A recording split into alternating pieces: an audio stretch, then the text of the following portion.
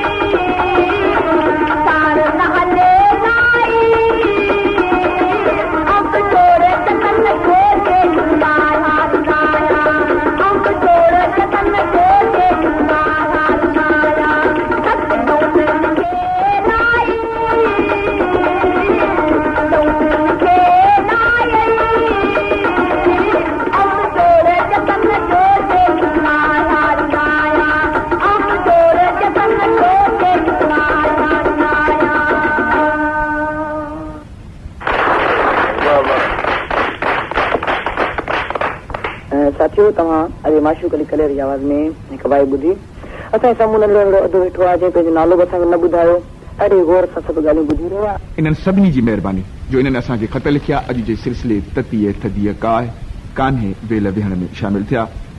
हिकु भाउ ॻोठ वाढा जो असांजो मोहतरम निसार अहमद सुमरो साहिब जंहिंजो कुणो असांजे हिन सिलसिले सभरनि में अॻु में ई निकिरी चुको आहे हुन भाउ पंहिंजे ख़त में पंहिंजी ॼाण सुञाण बाबति लिखियो आहे त छा आऊं कैसेट में रिकॉर्ड करे पंहिंजी ॼाण सुञाण अव्हां खे जेकॾहिं मोकिले ॾियां त नशर कंदो त भाउ निसार अहमद सुमरा साहिब बिल्कुलु मोकिले ॾियो। शर्त इहो आहे त रिकॉर्डिंग साफ़ सुथरी हुजणु घुर्जे। प्रोग्राम पारस जे साॻे ॾस पते ते अव्हां मोकिले ॾियो। इनशाअल्लाह जेकॾहिं असांखे मिली वई त ईंदड़ प्रोग्राम में ज़रूर नशर कंदासूं।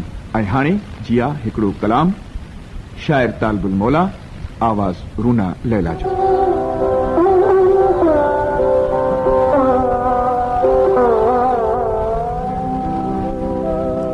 ही आवाज़ हो रूना लैला जो ऐं काफ़ी हुई तालिबुल मौला जी। हिन काफ़ीअ खां पोइ अॼु जे ख़ुशनसीब साथीअ जो मोकिलियल मज़मून ऐं जी हा अॼु जो समूरा ही पारस प्रोग्राम जा समूरा सभु रंग घोटकीअ जे भाउ रशीद अहमद कलेरीअ जे नाले सदस्य मज़मून शाह साहब जो इहो बैत मुसलसिल जदोजहद ऐं लगातार मेहनत करण जो सुहिणो सबक़ सेखारे थो। हिन बैत में शाह साहब अल्लाह पाक खे हो त पुनूअ सां ऐं इंसान खे ससीअ सां मुशाबत ॾेई ज़िंदगी असुल मक़सद खे हासिल करण लाइ वक़्तु न विञाइण जी हिदायत फरमाई आहे।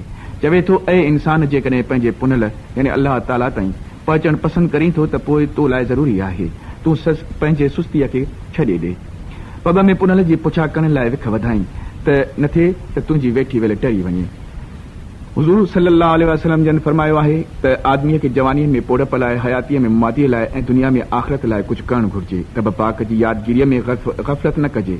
तती तोड़े थधी वेल यानी सियारे जी सख़्तु सर्दियुनि ऐं उन्हारे जे बाहि जहिड़नि गरम ॾींहंनि में बि रब पाक जी ज़ात खे हरदम यादि पियो कजे। भिटाई गोट फरमाए थो पोखणी अथई त पोख न त वींदई वेल टरी पाणी थींदई पोइ भरो सुकी थींदई सोक जित लणंदो लोक तित सिकंदे सिकड़े संग जे लाइ। शाह साहब रहमतुल्लाह अलैह जो मथे बयान कयल बैत ततीअ सदीअ कान्हे वेल विहण जे आदमियुनि लाइ रब सां मिलण जो हिकु तरीक़ो ॿुधाए थो। हारीअ खे वक़्तायती पोख पोखण जी सलाह आहे। कतण ऐं कसब या महिनत करण वारनि आम तोड़े ख़ासि माण्हुनि लाइ नसीहत आहे ऐं भिटदड़ीअ जो हीउ बैत असां शागिर्दनि लाइ हिकु मशाली राह ऐं कामयाबी जी कुंजी आहे।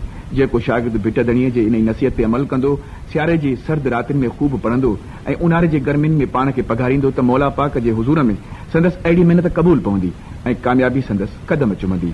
जेकॾहिं शागिर्द इहो ख़्यालु करे त सियारे जूं सख़्तु सर्दियूं आहिनि सर्दियुनि खां पोइ बहार जी प्यारी मौसम ईंदी त उन्हनि में पढ़ंदुसि त ईअं सोचे पाण खां मुंहुं मोड़ींदो त पोइ बहार जेका सियारे ऐं उन्हारे जे मुक़ाबले में निहायत सुठी ऐं मज़ेदार आहे सा हिक झटके में गुज़री वेंदी। मुंहिंजो दोस्त उन बहार जे बहारी वठण में ई मस्तु हूंदो। उन मज़ेदार मौसम जो ख़ातिर ख़्वाह फ़ाइदो न वठी सघंदो ऐं एतिरे में उन्हारे जे गर्मियुनि जो घुटिजणु ऐं ॿुसारजणु शुरू थी वेंदो आहे। अहिड़े रीति सियारे उन्हारे तोड़े सरव ऐं बहार जूं मौसमूं सुस्तीअ जे लाइ न आहिनि लाॻीतो महिनत जे लाइ आहिनि जदोजहद जे लाइ आहिनि। असां सभिनी खे घुर्जे त असीं भिटाई साईं जे हिन बैत ते अमल करे पंहिंजी ज़िंदगीअ खे अॻिते वधायूं।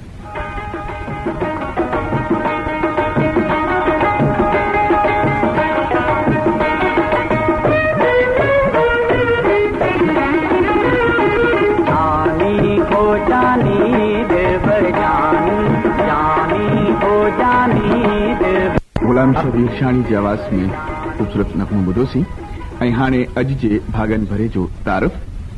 शहर जो नालो घोटकी, संदसि नालो रशीद अहमद, ज़ात कलेरी, तालीम BSc, किर्त शागिर्द, विंद्र रेडियो पाकिस्तान ख़ैरपुर ऐं हैदराबाद जा सुठा प्रोग्राम ॿुधण उन्हनि में हिसो वठण ऐं सैरो तफ़रीह करण ऐं ख़तो किताबत लाइ संदन ॾस पतो हिन रीत आहे। मार्फत Sain Dino Memon, hair cutting saloon Ghotki, ज़िलो सखर सिंध। ॾस पतो हिकु भेरो वरी Sain Dino Memon, hair cutting saloon Ghotki, ज़िलो सखर सिंध। ऐं इन ते अचे प्रोग्राम जो वक़्तु बि पूरो पियो थिए। वेंदे वेंदे ईंदड़ हफ़्ते लाइ ॾिनल मौज़ू हिकु भेरो वरी नोट करे वठो। जी हा, त मौज़ू आहे औरत जी अज़मत। त पोइ ईंदड़ हफ़्ते ताईं पंहिंजे मेज़बान अलहवराए अनवर खे इजाज़त। अल्लाह निगहबान।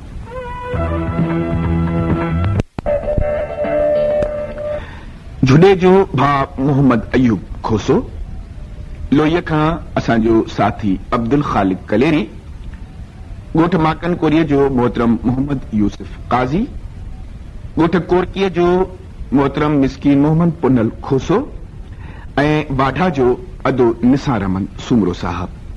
इन्हनि सभिनी जी महिरबानी।